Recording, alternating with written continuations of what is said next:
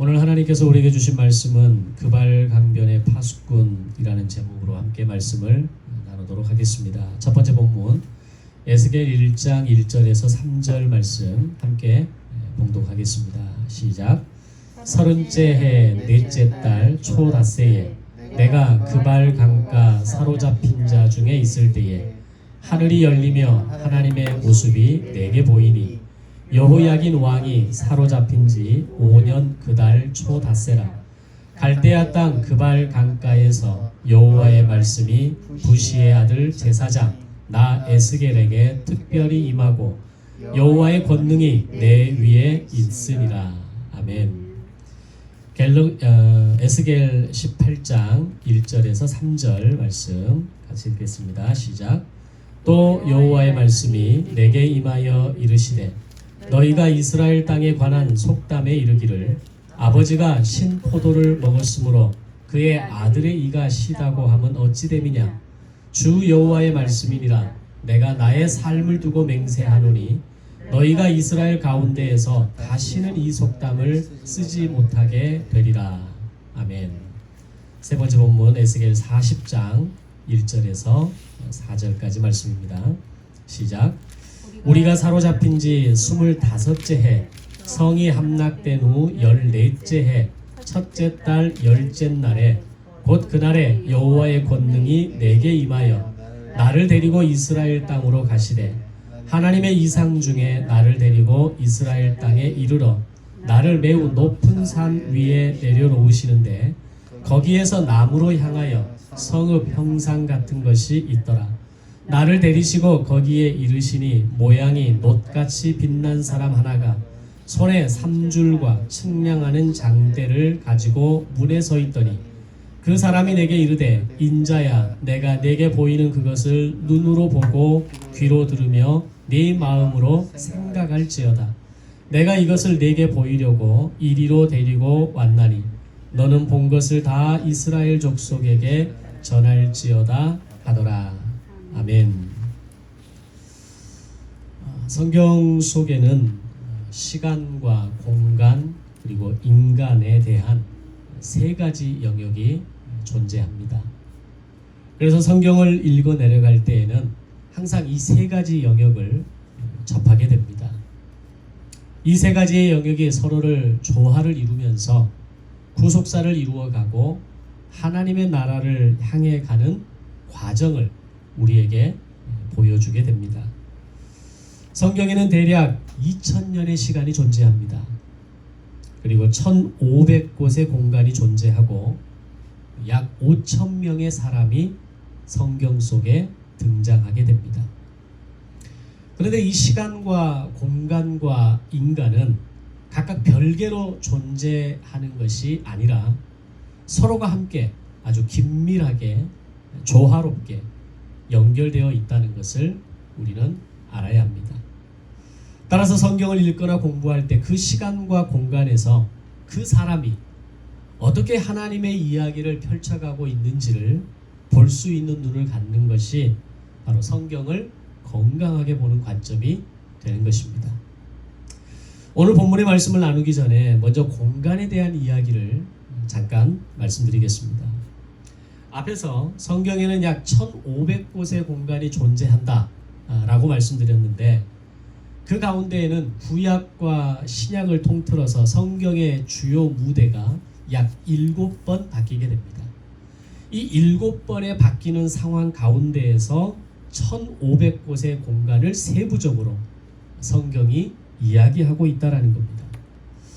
혹 연극을 보신 분들은 아시겠지만 연극에서 무대가 바뀐다라는 것은 이야기가 흘러가는 전개되어지는 흐름이 바뀐다라는 것을 의미합니다.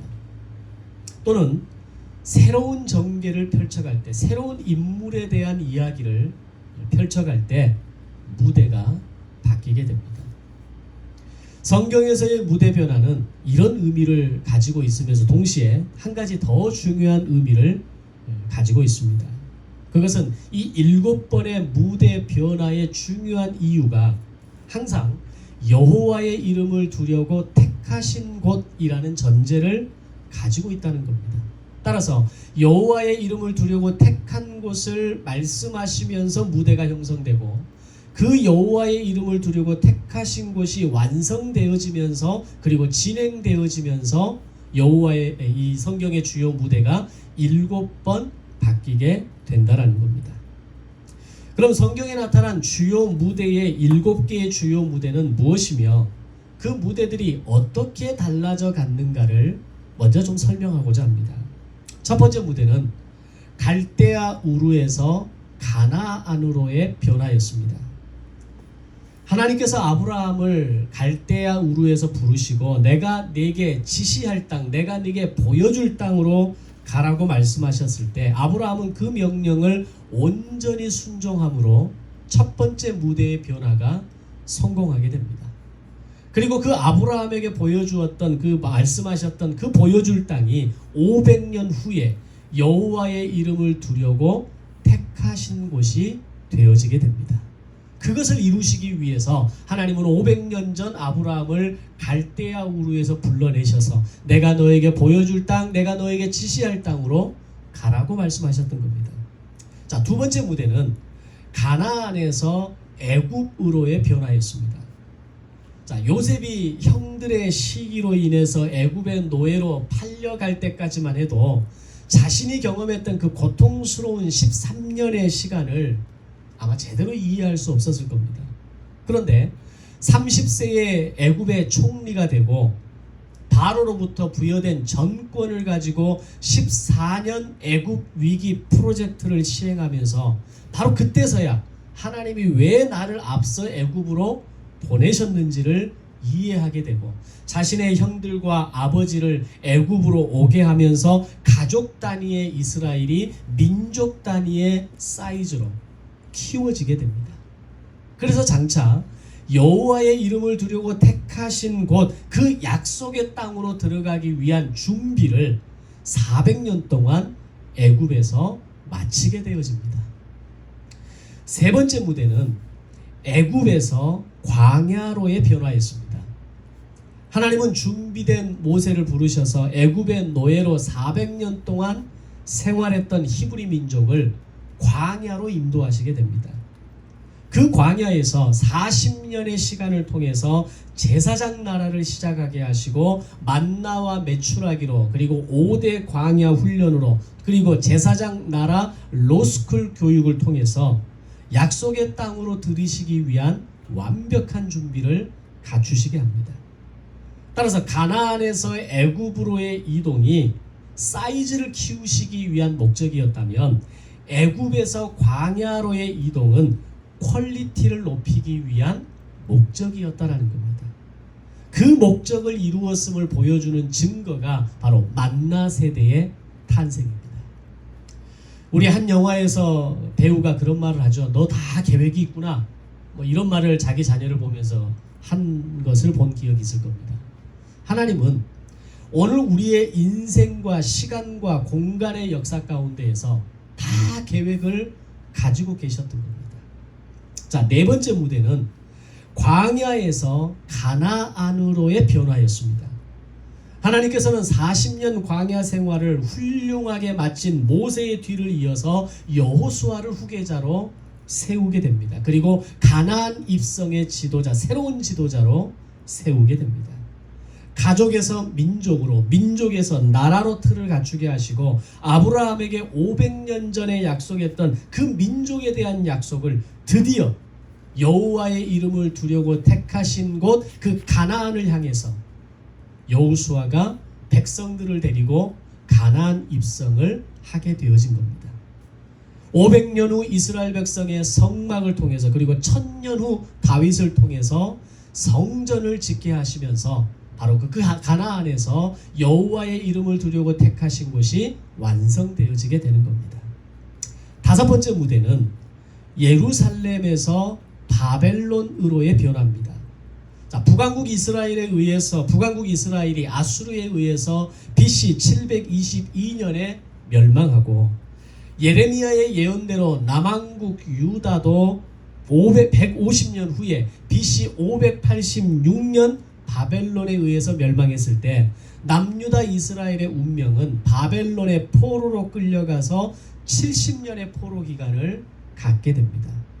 이 70년 포로의 시간은 남유다의 백성들을 죽이기 위한 목적이거나 그들의 잔존, 그들의 어떤 존재 자체를 완전히 끊어버리기 위한 목적이 아니라 극상품 무화과 열매로 만들고 이후에 여호와의 이름을 두려고 택하신 곳으로 다시 드리기 위한 하나님의 리셋 작업이었습니다.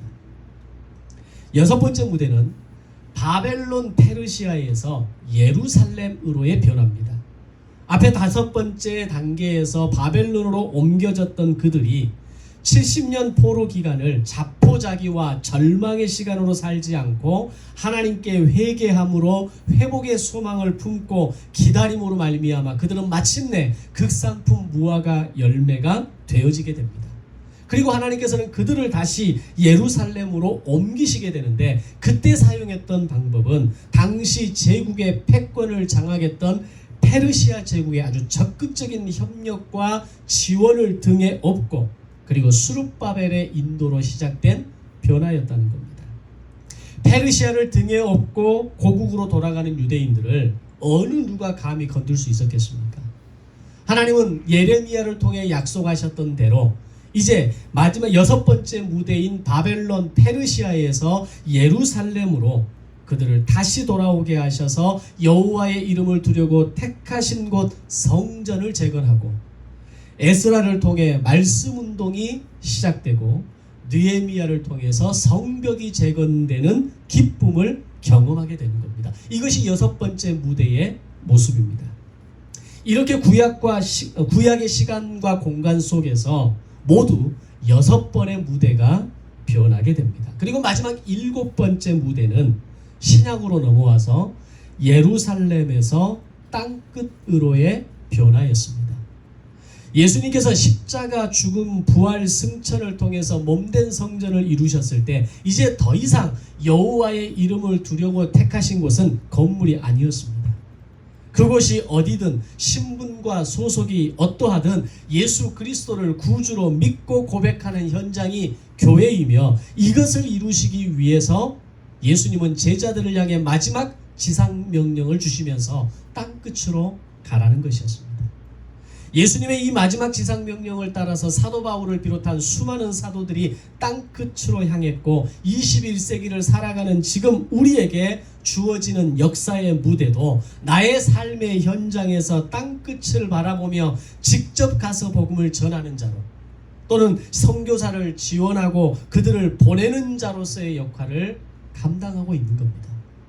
따라서 성경의 일곱 번의 무대는 바로 여호와의 이름을 두려고 택하신 곳으로 인도하시고 그리고 땅끝까지 여호와의 이름을 두려고 택하신 곳이 바로 그 몸된 교회와 몸된 성전을 세우시기 위한 하나님의 계획이셨다라는 겁니다. 자, 그렇다면 이 일곱 무대에서 이스라엘 백성에게 있어서 가장 힘든 시간은 언제였을까요? 얼른 떠오르는 것은 두 번째 무대였던 애굽의 400년 노예로 있었던 무대와 그리고 다섯 번째 무대였던 바벨론 포로로 끌려갔던 무대가 아마 떠오르시게 될 겁니다. 이 둘 중에 언제가 더 힘들고 언제가 더 괴로웠을까 하는 것은 물론 주관적인 차이는 있겠지만 저는 다섯 번째 무대라고 생각합니다. 두 번째 애굽의 무대는 400년이라는 시간 속에서 사실 태어나 보니 애굽이었고 태어나 보니 노예의 신분이었습니다. 그들의 먼 조상들은 가장 좋을 때 애굽으로 이주해 왔고 요셉의 형제들과 조카들까지는 아마 최고의 시절을 보냈을 겁니다. 그런데 갑자기 애굽의 왕조가 바뀌면서 요셉의 후손을 비롯한 조카들은 숙청 1호의 대상이 됐을 겁니다. 그런데 다행인 것은 요셉을 통해서 야곱의 자녀들이 이 애굽으로 이사 올 때 요셉의 형제들과 그 자녀들이 정치에 뛰어들지 않았다라는 것이 천만다행입니다. 기억하십니까? 요셉이 아버지와 형들을 데리고 오면서 아버지와 형들에게 이야기했던 신신당부했던 이야기가 하나 있었습니다. 그것은 우리는 양 치는 자들이오니 양을 칠 수 있도록 허락해 달라는 것이었습니다. 그렇게 해서 주어진 땅이 고센 땅이었습니다. 요셉을 제외한 그 후손들은 아마 한 사람도 정치에 뜻을 두지 않았을 겁니다. 근데 그 선택이 결국 왕조가 바뀌는 피바람이 부는 상황에서도 목숨을 부지할 수 있었고, 그런 상황에서 그들은 자연스럽게 노예가 되어졌던 겁니다. 그리고 그 이후 400년의 시간 동안 그들은 노예로 살아갔고 노예로 태어나게 됩니다. 그런데 바벨론의 무대는 달랐다라는 겁니다. 남왕국 유다는 350년의 역사 속에서 다윗의 길을 제대로 걷지 않았을 뿐이지, 사실은 나라와 국가적인 차원에 있어서는 다윗 시대 못지않은 번성기를 누렸던 때가 있었습니다. 지난주 함께 살펴봤던 여호사밧 때의 전성기, 최고의 전성기를 포함해서 5명의 선한 왕들이 제사장 나라 충성도를 통해서 하나님께서 나라의 경제와 국방을 책임져 주시는 그 시간을 경험했던 사람들이었습니다. 그런데 바벨론에 의해서 무너질 때에도 2차례의 침략을 견뎌내고 마지막 3번째 침략에서는 18개월의 시간을 버팁니다. 자, 한번 생각해 보십시오. 모든 성의 출입로가 다 막힌 상태에서 100만이 넘는 남유다의 인구를 가진 남유다의 예루살렘 성이 18개월을 견뎠다는 것은 무슨 말입니까? 그들은 그만큼 가진 것이 넉넉했고 부유했고 풍성했다라는 것을 의미합니다. 그러니까 모든 걸 다 누리고 살았다라는 걸 이야기합니다. 세상적으로는 부족한 것 없었고, 나름대로 번성을 이루었고 번영을 이루었고, 군사력에 있어서도 결코 뒤떨어지지 않는 모습을 갖추었다라는 겁니다. 그렇게 버티고 버티다가 결국 18개월 만에 바벨론에 의해 완전히 멸망하게 되고, 이미 이전에 1차 침략 때 끌려갔던 최고의 영재들, 다니엘 같은 사람들, 그리고 2차 포로로 끌려갔던 1만 명의 기술자들과 제사장들, 추가로 남유다에 남아있던 쓸만한 성인들이 이 마지막 3번째 침략으로 18개월을 버티다가 무너졌을 때 다 바벨론으로 끌려가게 됩니다. 그렇게 예루살렘이 완전히 폐허가 되고 바벨론의 포로로 비참하게 끌려갈 때 얼마나 그들의 그 모습이 스스로가 부끄럽고 비참했겠습니까? 그리고 무엇보다도 성전이 불타는 모습을 뒤로하고 그들이 바벨론으로 끌려갈 때 그 시간, 그 순간은 그들에게는 지울 수 없는 상처였고 절망이었을 겁니다. 그런 의미에서 바벨론의 포로로 끌려간 역사의 5번째 무대는 과거에 화려했던 시절의 기억을 고스란히 가지고 있는 겁니다. 바벨론의 땅은 다시는 돌아가고 싶지 않고 머물고 싶지 않은 땅이 되는 것이고, 내 고향 예루살렘은 언제라도 돌아가고 싶은 그리운 땅이 되는 겁니다. 오늘 여러분들에게 여러분들의 지난 과거의 시간 속에서 여러분들은 언제로 돌아가고 싶습니까? 라고 묻는다면 대체로 언제를 이야기합니까? 과거 내가 가장 행복했을 때, 아름다웠을 때, 내가 정말 멋지게 성공하는 삶을 살고 내 삶을 개척하는 삶을 살았던 결과물이 있을 때를 돌아가고 싶지 않습니까? 이스라엘 백성들도 그랬던 겁니다. 따라서 애굽에서 노예로 태어나고 노예로 살아가는 그 시간보다 바벨론 포로로 끌려가는 그 가운데 과거의 추억과 향수와 기억들을 그대로 고스란히 안고, 그리고 예루살렘 성전의 불타는 현장을, 그 기억을 안고 살아간다라는 것은 바벨론 70년 포로 기간 가운데 죽어가는 동안 괴로웠을 겁니다. 그리고 그들의 부모들에게 과거에 우리의 영광이 어떠했는지, 과거에 우리의 남유다의 번영이 어떠했는지를 들었던 자식들은 그 고향 가고 싶다, 이 바벨론 땅이 아닌 예루살렘 그 고향으로 우리가 가고 싶다라는 생각을 그들은 70년 내내 하고 살 수 있는 가능성을 가지고 있다는 겁니다. 그 가운데 남유다 포로들에게 있어서 바벨론의 대표적인 장소가 바로 오늘 본문에서 이야기하는 그발 강가였습니다. 오늘 말씀을 나누고자 하는 장소와 사람은 바로 그발 강변에서의 에스겔에 대한 이야기입니다. 예루살렘이 패망하기 직전 남유다에서 마지막까지 사역을 감당한 사람이 예레미야라면, 먼 이국 땅 바벨론에서 포로기를 함께하며 사역을 감당한 사람은 에스겔입니다. 오늘 첫 번째 본문에 보면 젊은 제사장 에스겔은 2차 포로로 여러 기술자들과 함께 끌려온 지 벌써 5년의 세월이 되었습니다. 그리고 바벨론에서 포로로 있는 가운데에서 내 조국, 내 고국 예루살렘 땅이 바벨론에 의해서 완전히 멸망했다는 소식을 듣게 됩니다. 그때 그의 심정, 그때 이스라엘 백성들 남유다의 포로로 이미 끌려왔던 1만여 명의 백성들은 얼마나 마음이 무너졌겠습니까? 에스겔도 비록 제사장의 신분이었지만 현재 그의 모습은 다른 포로들과 다를 것 없는 포로 중에 한 사람에 불과했습니다. 그들은 매일매일 노역에 시달려야 했고 과거 예루살렘의 번영과 성전에서의 제사를 그리워하면서 동시에 더 이상 돌아갈 고향도 성전도 잃어버린 상실감으로 매일매일 그발강가로 나와서 예루살렘의 방향을 바라보며 아픔과 눈물로 하루하루를 사는 것이 그들이 할 수 있는 전부였습니다. 그런 상황에서도 포로들의 머릿속에 가득한 것은 기회만 주어진다면 고향 예루살렘으로 언젠가는 돌아갈 수 있지 않을까, 이런 희망 회로를 돌리면서 그들은 살았던 겁니다. 그러나 이것은 아직도 왜 그들이 바벨론 포로로 와 있는가를 정확하게 이해하지 못함으로 나타나는 현상들이었습니다. 하나님의 계획은 뭡니까? 그들을 하루라도 빨리 예루살렘 고향으로 돌아가게 하는 것이 아니라 이곳 바벨론에서 바벨론 70년의 시간을 통해 하나님을 바르게 섬기는 삶을 회복하고 바벨론에서 극상품 열매로 세워지는 것이 먼저였다는 겁니다.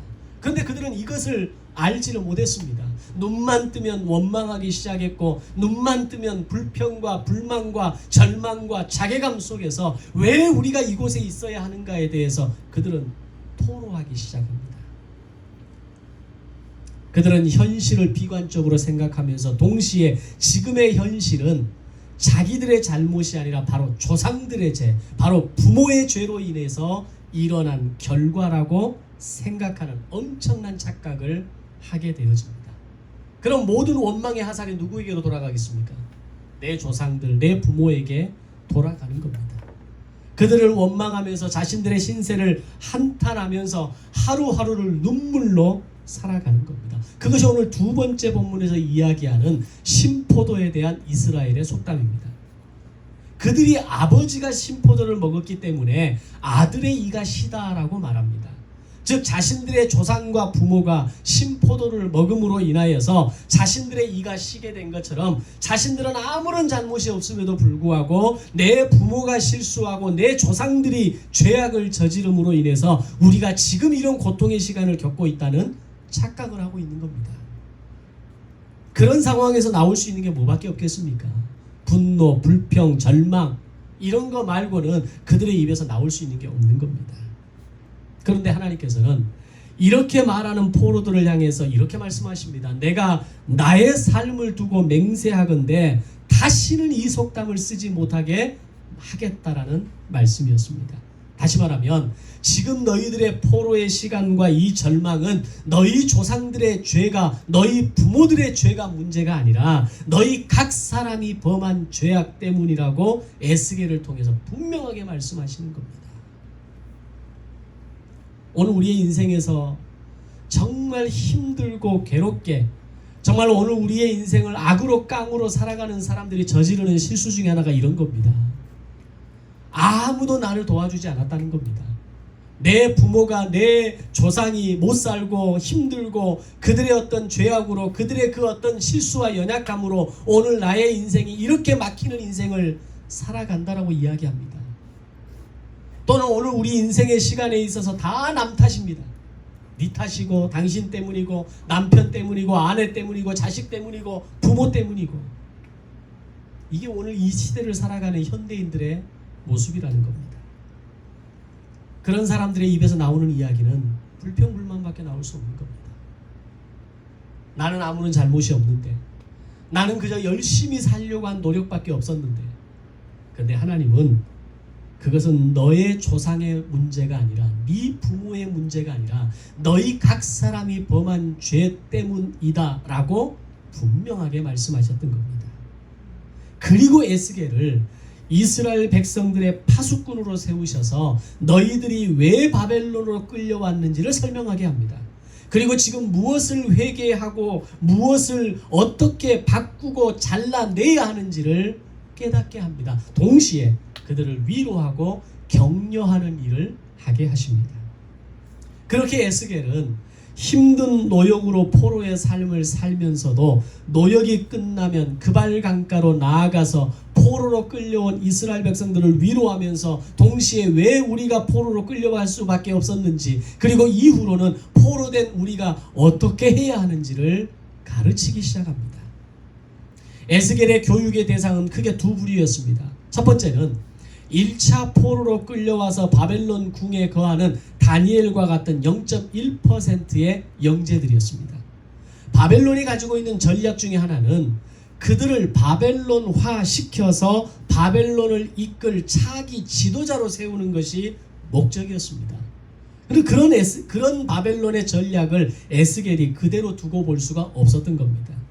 에스겔은 예레미야서를 들고 나아가서 0.1%의 영재들을 향해서 이렇게 이야기합니다. 우리가 바벨론에게 왜 멸망하게 되었는지, 앞으로 남유다가 어떻게 회복할 것인지, 그리고 바벨론이 어떻게 무너져갈 것인지를 가르치기 시작합니다.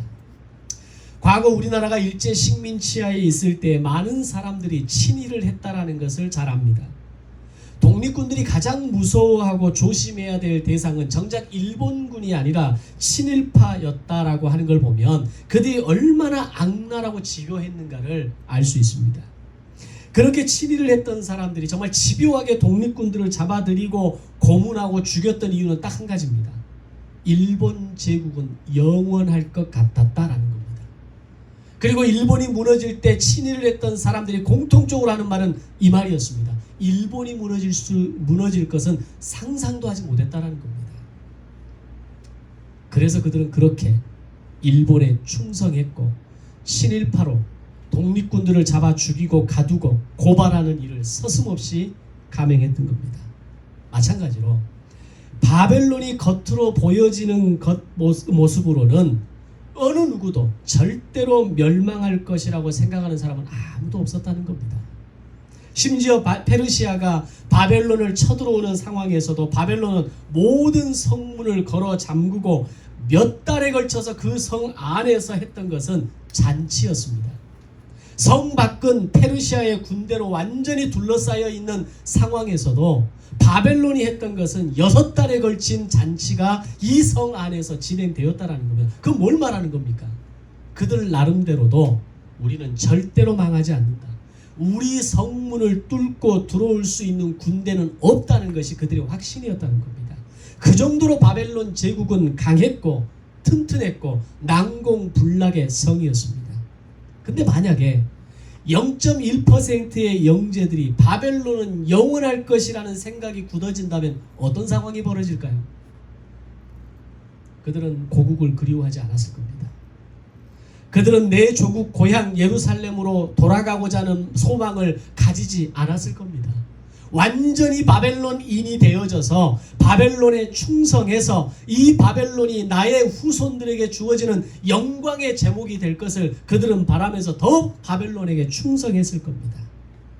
그래서 에스겔은 예레미야서를 통해서 0.1%의 최고 영재들에게 예루살렘의 운명과 바벨론의 운명을 가르쳤던 겁니다. 하나님은 반드시 우리를 회복시키실 것이며 바벨론은 반드시 멸망할 것이기에 너희는 마음을 경영하고 흔들리지 말고 회복하실 그때를 기다리라는 교육이었습니다. 두 번째 에스겔의 교육의 대상은 2차 포로로 끌려왔던 1만여 명의 기술자들과 백성들이었습니다. 예루살렘에서 최고의 기술자들이었던 1만 명의 기술자들은 바벨론에서 격리되어져서 바벨론 제국 건설만을 위한 노동자로 노역하게 됩니다. 그들이 노역을 하고 포로라는 이름을 가지고 있었지만 사실 그들은 최고의 대우를 받고 있었던 겁니다. 그들은 최고의 기술을 가진 사람이었기에 노예라는 이름은 가지고 있었지만 얼마든지 인정받고 얼마든지 대우받을 수 있는 실력을 갖춘 사람들이었다는 겁니다. 실제로 이후에 페르시아 제국이 바벨론 제국을 장악했을 때 페르시아 제국 아래에서 막대한 부를 축적하는 그 한 부류가 디아스포라 유대인들입니다. 그들의 출처가 어디겠습니까? 이 1만여 명의 기술자들의 후손들이었습니다. 그들은 이후에 바벨론이 무너지고 페르시아의 고레스 칙령으로 인해서 고향으로 돌아가라는 선포가 있었지만 그들이 가지고 있었던 물질적인 어떤 기반과 기술적 기반들을 내려놓고 돌아갈 수 없었습니다. 그리고 디아스포라 유대인이 되어져서 해마다 유월절이 되면 수많은 재물들을 가지고 예루살렘으로 돌아가 유월절을 지키고 하나님 앞에 11조와 유월절의 재물을 올려드리는 그것이 그들에게는 영광이었고 그들이 할 수 있는 전부였던 겁니다. 바로 그들을 향해서 너희들의 마음 또한 흔들리지 않고 무너지지 않도록 지키라는 것이었습니다. 이 두 대상에 대한 에스겔의 설득과 가르침의 내용은 한마디로 극상품 무화과 열매였습니다. 그래서 포로로 끌려왔지만 노예 근성으로 살지 말아라. 내 고국 예루살렘을 잊어버리고 살지 말아라. 월등한 열매가 되어져서 하나님의 계획을 이루고 하나님의 뜻을 이루는 준비하는 사람으로 되어져라고 설득했던 겁니다.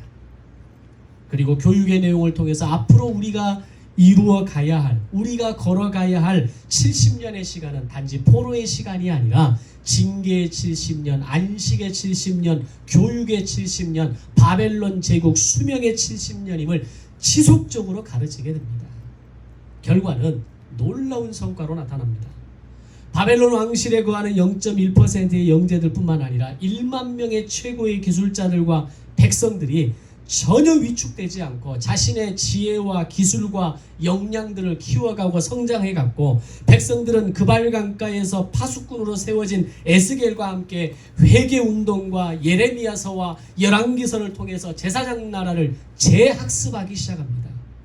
그리고 장차 극상품 무화과 열매가 되어져서 다시 고국으로 돌아가게 될 날을 손꼽아 기다리게 됩니다. 그런 그들에게 훗날 페르시아 제국이 바벨론을 무너뜨리고 모든 이스라엘 민족의 인재들과 백성들을 흡수하면서 그들을 향해서 새롭게 부르는 이름이 만들어지게 되는데 그것이 유대인이라는 이름입니다. 그때부터 월등한 민족을 구별해서 유대인으로 불리워졌고 그때부터 이스라엘 민족, 히브리 민족을 거쳐서 유대인이라는 탁월한 이름으로 지금도 불려지고 있는 겁니다. 페르시아 입장에서는 모든 방면에서 월등한 성과를 내는 남유다의 포로들을 눈여겨볼 수밖에 없는 겁니다. 그리고 그들을 페르시아 제국의 부흥의 중요한 열쇠로 사용하기 위해서 그 전략이 바로 너희 고향으로 돌아가서 성전 짓고 제사 드리고 너희의 가진 탁월함으로 나라를 세우게 만들었던 겁니다. 그 이유가, 그 증거가 뭔 줄 아십니까? 페르시아가 이스라엘을 향해서 허락했던 게 성전을 짓는 것만을 허락한 것이 아니었습니다. 나중에 느헤미야를 통해서 뭘 짓게 합니까? 성벽을 짓게 하죠.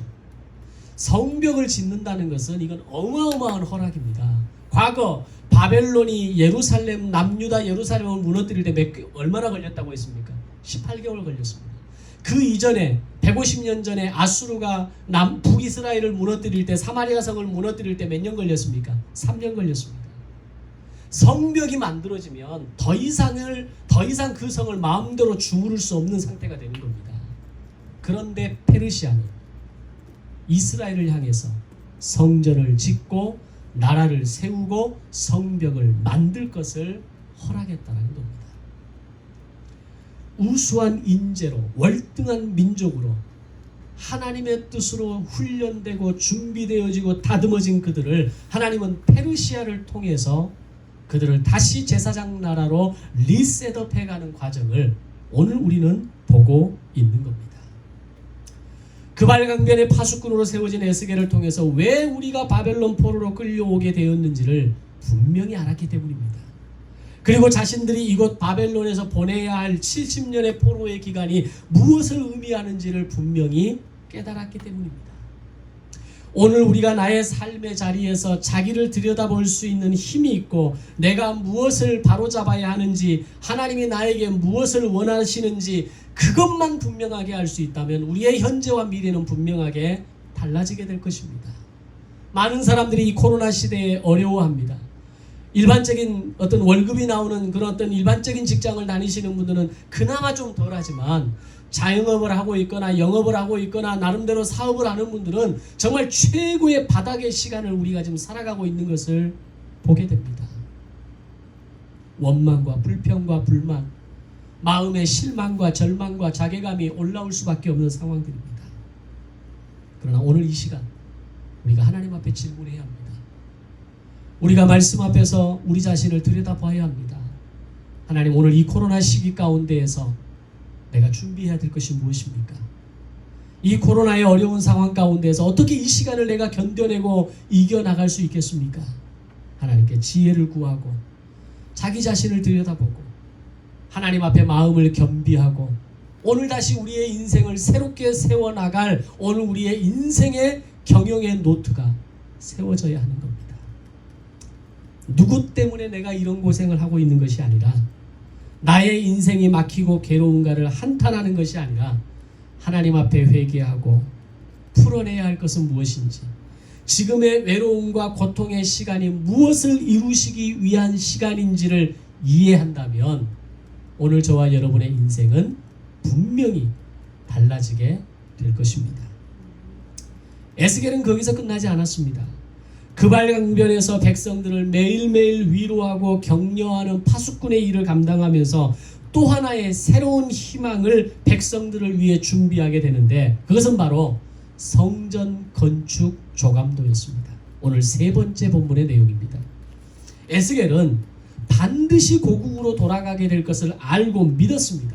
그래서 훗날 고국으로 돌아올 갈 때 가장 필요한 것이 있다면 그것은 무너진 성전을 다시 건축하기 위한 설계도, 조감도라는 것을 알고 있었던 겁니다. 실제로 70년 바벨론 포로기가 끝나고 1차 포로기한이 이루어졌을 때 스룹바벨이 고국으로 돌아가면서 가지고 갔던 것은 역대기의 말씀과 함께 에스겔의 성전 조감도였습니다. 그 조감도를 통해서 성전을 건축하게 되는데 그것이 스룹바벨 성전입니다. 이 조감도는 에스겔의 생각과 기억 속에서 나온 것이 아니었습니다. 오늘 본문 에스겔 40장 이후 43장에 걸쳐서 성전에 대한 세부적인 설계도가 기록되는데 그때가 포로로 사로잡혀간 지 25년째 되는 해에 하나님께서 에스겔을 환상 가운데에서 예루살렘의 높은 산으로 데려가서 직접 보여주시고 말씀하신 설계도였다는 겁니다.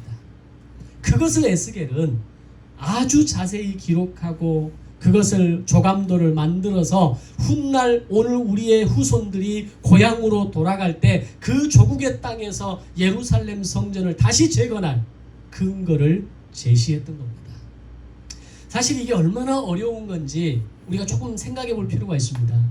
이 모세도 에스겔도 대단한 게 뭐냐면요, 그들이 모세가 시내산에 올라갔을 때 하나님께서 성막의 그림들을 그려주시죠. 하나님께서 에스겔을 환상 중에 예루살렘의 높은 산에 데리고 가셔서 성막에 대한, 성전에 대한 그림들을 보여주십니다. 이게 종이를 받아 적어서 뭔가를 어떤 이 실제 설계도를 손에 쥐어줘도 되는 게 아니었습니다. 하나님께서 보여주시고 들려주신 것을 모세는 기록했다는 겁니다. 하나님께서 환상 중에 보여주시는 성전의 재건의 모습을 에스겔은 기억해냈다는 겁니다. 이게 실력입니다. 설계도를 전혀 읽지 못하는 사람이 그걸 어떻게 기억하고 그것을 기록해낼 수 있겠습니까? 모세도 에스겔도 탁월한 실력을 가지고 있었던 겁니다. 에스겔은 성전에 대한 이미 충분한 지식을 가지고 있었던 겁니다. 그래서 하나님께서 에스겔을 환상 중에 높은 산으로 데려가셔서 성전을 보여주시면서 다음에 다시 고국으로 돌아가게 될 때 이 성전의 재건을 위한 밑그림을 에스겔에게 보여주셨던 겁니다. 오늘 우리가 준비되어 있지 않으면 하나님이 나를 사용할 방법이 없는 겁니다. 성전에 대한 충분한 이해와 충분한 연구와 충분한 밑바탕이 되어졌을 때 하나님께서 에스겔을 데리고 가서 보여주니까 그게 성전 조감도인 줄 아는 겁니다. 그것을 설명하실 때 그걸 그대로 담아내서 그것을 조감도로 설계도로 만들어낼 수 있는 것이 바로 결과물이 되는 겁니다. 그런데 오늘 우리에게 주어진 이 시간을 아무런 준비 없이 그저 괴롭고 힘들고 어렵고 외로운 시간으로만 알고 그냥 하루하루 허덕이고 사는 인생으로 살아간다면 하나님이 나를 갖다 쓸 방법이 없는 겁니다. 그런데 에스겔은 포로로 끌려와서 제사를 드릴 수 있는 상황도 아니었습니다. 제사장의 역할을 할 수 있는 것도 아닙니다. 그런데 25년 되던 해에 하나님께서 그를 데리고 가셔서 성전의 설계도와 조감도를 보여주신 겁니다. 그것은 많은 이야기를 담고 있는 거죠. 에스겔은 그 일을 감당할 만한 실력을 가지고 있었다는 겁니다. 그 보여주시는 성전의 설계도와 조감도를 실제로 종이 위에 그려낼 수 있을 만큼의 실력과 탁월함을 연습하고 훈련하고 준비되어져 있었다는 겁니다. 그 20여 년이 넘는 시간이 지났음에도 불구하고 한참 젊을 때 포로로 끌려왔던 그가 이미 중년의 나이가 됐습니다. 그때쯤 되면 우리는 뭐라고 말합니까? 이제 내가 뭘 더 하겠습니까? 이제 제가 뭘 다시 시작할 수 있겠습니까? 이제 제가 뭘 다시 한번 해볼 수 있겠습니까? 근데 에스겔은 성전 조감도를 그려냅니다. 하나님이 보여주시니까 했다? 그렇게 말하시면 안 됩니다. 하나님이 보여주실 때 그걸 담아낼 만한 그릇이, 그걸 담아내고 기록할 만한 실력이 에스겔에게 있었다는 겁니다. 이 성전 조감도를 에스겔이 내어놓았을 때에, 그리고 이 성전 조감도를 바탕으로 스룹바벨과 학개와 스가랴가 성전을 건축하고 완성하는 데 사용되어졌을 때 이 모든 과정을 통해서 이 성전 조감도는 이스라엘 백성들에게 있어 최고의 위로와 회복의 메시지가 되었을 겁니다. 모두가 절망과 비관 속에 사로잡혀 있을 때 에스겔은 민족의 파수꾼이 되어졌습니다.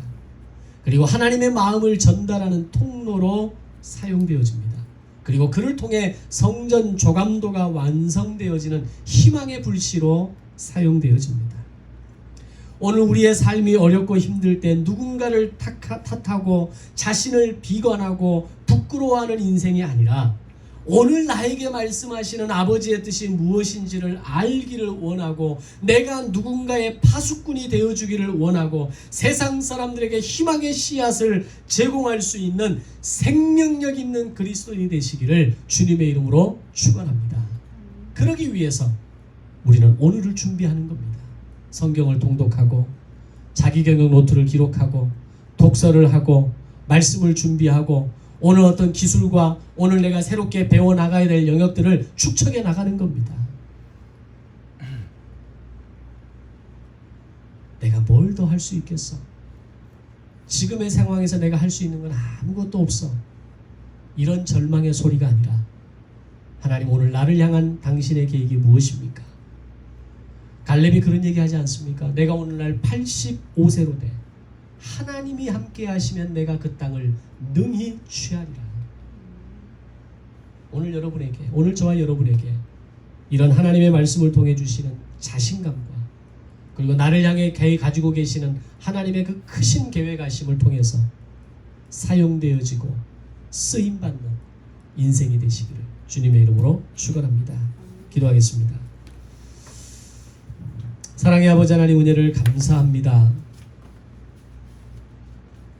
절망할 수밖에 없었고 이제는 다 끝났다라고 생각했고 지긋지긋한 바벨론 포로의 땅에서 하루하루 노역의 삶으로 살아야 했던 그들이 고국을 바라보며 희망을 품고 오늘 왜 바벨론으로 우리가 포로로 왔는지, 하나님께서 우리를 향해 가지고 계시는 계획이 무엇인지를 알았을 때 그들이 극상품 무화과 열매가 되어지고 월등한 유대인이 되어졌던 것처럼 하나님, 오늘 우리의 인생에서 아프고 힘들고 외롭고 어려울 때 절망하는 인생이 아니라 납작하게 엎드려 하나님이 나에게 기대하시는 것이 무엇인지, 오늘 나의 이 외로움을 통해 이루시고자 하는 아버지의 뜻이 무엇인지를 묻고 바라보며 기다리는 하나님의 거룩한 백성이 되게 하여 주시옵소서. 감사드리며 예수님의 이름으로 기도드리옵나이다. 아멘.